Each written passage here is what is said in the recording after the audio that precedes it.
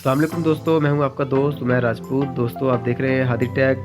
दोस्तों आज की वीडियो में मैं आपको दिखाऊंगा पाकिस्तान के शुमाली इलाका जात में पतझड़ के मौसम के दिलकश नज़ारे।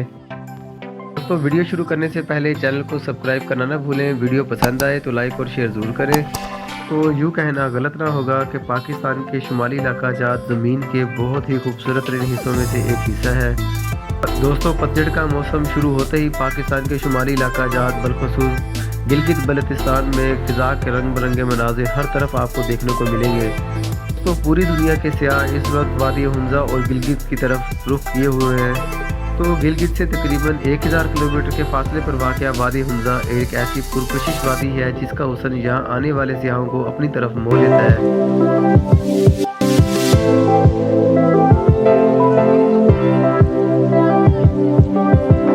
तो खिज़ा के मौसम में तो जैसे चार चांद ही लग जाते हैं इस इलाके को। दोस्तों गिलगित बल्तिस्तान का सबसे बड़ा शहर है। इस शहर के चारों तरफ किराकरम के बुलंदोबाला पहाड़ हैं।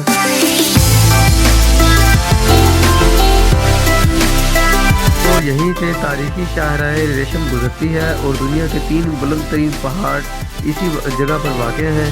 इनमें कराकरम, हवारिया और हिंदुकुश के पहाड़ आपको यहीं मिलेंगे। दुनिया की दूसरी बुलंद तरीन चोटी केटू भी इसी इलाके में वाक़ है।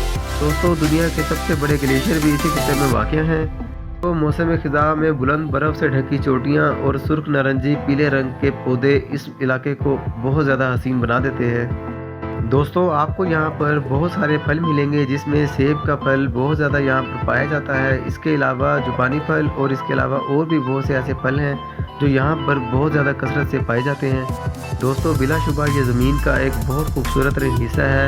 इसे जन्नत कहना भी कम ना होगा। दोस्तों ये दुनिया का बहुत खूबसूरत हिस्सा है। इस जगह को ज़मीन की जन्नत कहना गलत बात ना होगी। तो वादी हुंजा दुनिया का एक खूबसूरत हिस्सा है।